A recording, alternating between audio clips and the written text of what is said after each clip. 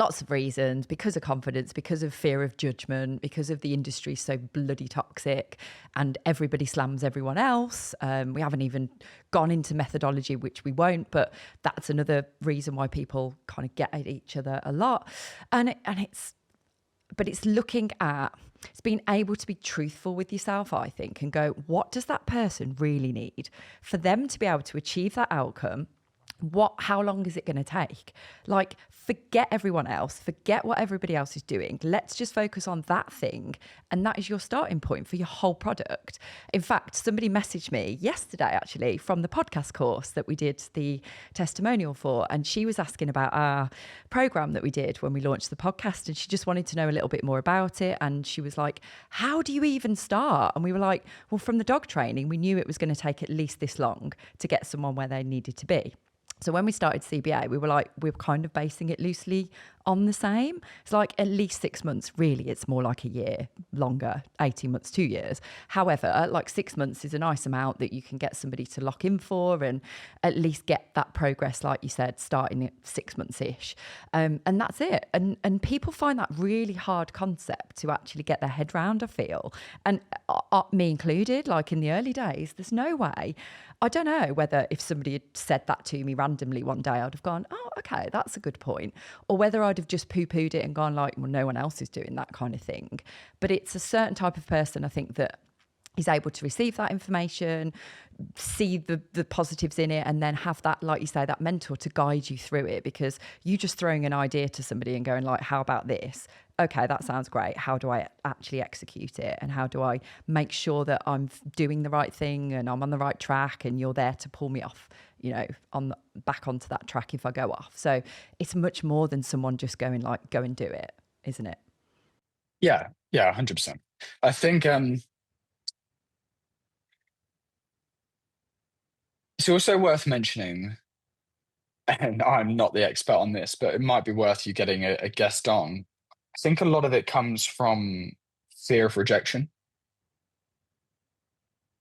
Because a lot of people, if they've not, starting a business, you are now a salesperson. We all have to become a salesperson. A lot of people don't identify as like, no, I'm a dog trainer. It's like, no, you're a salesperson. You're also your CFO, your CMO. You're fucking everything, really, aren't you, at this point? So getting used to that is really important. And I think a lot of people will the one-off product or the one-off session because I want to get a yes, because I don't want to hear a no. But the thing is that if you collect 10 times as many no's, but you get somebody say yes, and you've got a product that's, either 50 quid a session, or this one is £3,500 package or a £5,000 package, that it's a lot less fulfillment, which will make your life much easier, because then the worst thing that happens is you get lots of yeses and then you get burnt out trying to deliver all the work for way too little money. You end up resenting probably the dog and the owner and all of your life choices. So whereas if you up your prices and you give yourself some more flexibility, you'll enjoy it more.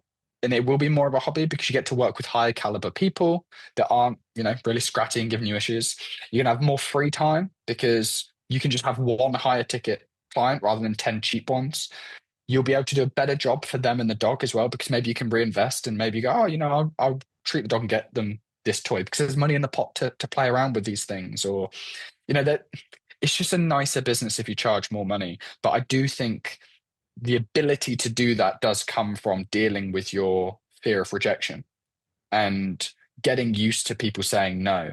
And for me, it's much better to start with a higher price and come down. The worst thing for me now is when you say a price to somebody and they go, yeah, okay. Way too cheap. And I know I'm now every single time I'm delivering work for them, I'm thinking, could have paid double for this, but hey ho, here I am. So I think, deal with that. And I think the easiest way to deal with that is just through repetitions. Just start collecting more no's and start upping your prices, and just keep doing it until you get major resistance. And then until you're getting like absolute no's and people not even seeing the value at that price point, then you can eke your price down a little bit. At that point, that's okay. Oh, there's so many things we could keep talking about. Yeah, but this is giving the listeners a really good idea of what's in that podcast. Right. We will wrap it up and we will let you go, but I'm going to let Vicky do her thing because I always forget to do it. I suddenly went blank because it's you. I was like, oh, you're not a normal guest, are you? What do I need to do here? Not a normal guest. What does that mean? Well, you know, like an extraordinary guest is Right. Yeah, good see, save. Good see how I save. pulled it back. I took it the other way. I was like, he's not extraordinary. He's very extraordinary. He's very extraordinary. In Part of lots the ways. furniture. Yeah, part of the Yeah, the absolutely. boucle chairs. The scratch The pad. furniture you was moaning about. We were moaning about. Moaning. I was just saying it's a scratch pad. No, Anyway. they're very nice Yeah. chairs. They're very nice chairs. Right. So my question is, if people want to find more out about you, the agency, or Kane over in Dubai through Gritted Teeth, and all the exciting things you're up to, what's the best way for people to do that? Onlyfans.com/Kmart. Why did I expect a serious answer here? Okay, LinkedIn, Kane Barron is probably the best place. Or I'm Kane Barron, KaneBaron on all social media. So wherever. Awesome. Okay. And final question. We have had Rob Moore, so you can't say him.